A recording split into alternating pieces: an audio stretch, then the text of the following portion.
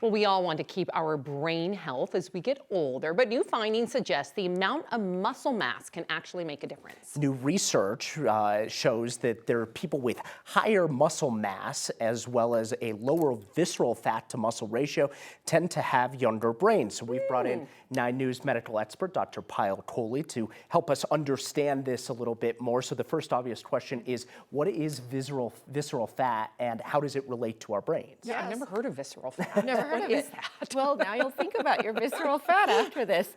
All right, so as we get older, our muscle mass starts to go down. Any guesses as to what age that starts to happen?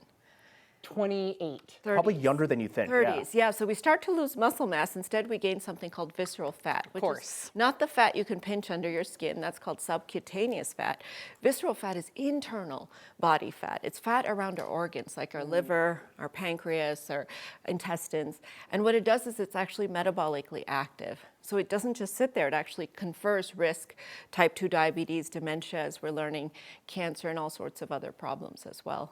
So you mentioned a little bit about the difference within the fat, right? What about, how does that compare to BMI? Yeah, so BMI, body mass index, it's a simple measure of our height and our weight. Do you guys know your BMIs? I have no clue. I probably should, but I don't. I do. You should. I should too. So it's a great way to screen the general population, but you can imagine a football player, one of the Broncos, has a lot of muscle mass. So his weight to height ratio might suggest an elevated BMI, but he's not actually fat or unhealthy. Similarly, an older person can have very low muscle mass, but a lot of fat, and their BMI could be normal, right? Because the fat is making up all the weight. We also have a classification of people called TOFI, thin outside, fat inside. So you look thin. That's me. Your BMI measures normal, but you have visceral fat around your organs that confers risk. And metabolically, you have a target sign on you to have a high risk outcome. We're having this conversation. I'm just thinking back to how much I ate yesterday.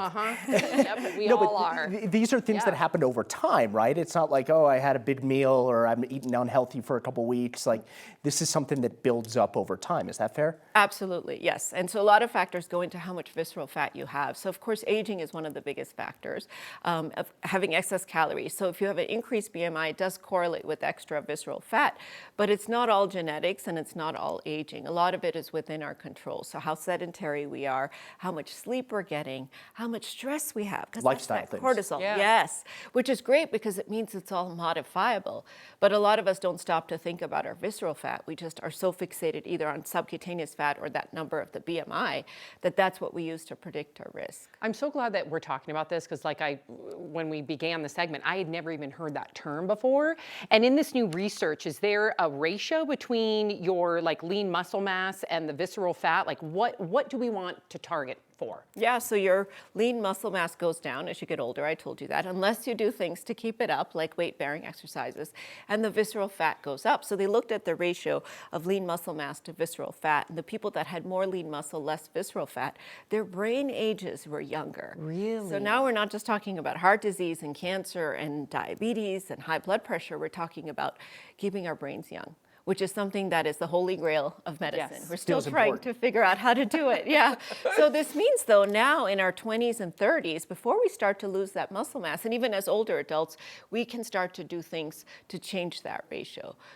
Now you guys may be asking me, how do I do it? That was my next question. Is like, we're talking about this, how do I make sure that I stay healthy? Right. So you have to know what your visceral fat is. And the best way to know that is something called a DEXA scan, which is like an X-ray that basically tells you. You can also get an MRI, like a liver MRI or intestines MRI can tell you. In this particular study, they did a total body MRI. That's not practical for many of us to do. Those machines that you get at the stores or online for Black Friday that tell you how much fat you have, they're hit or miss, but you can start to use those as rough tools.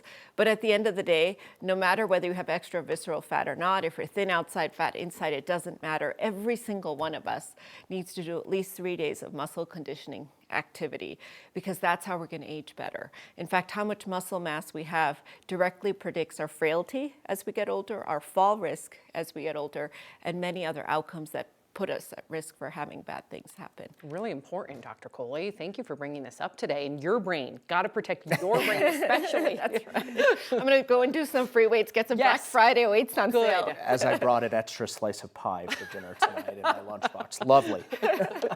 Dr. Kohli, thank you.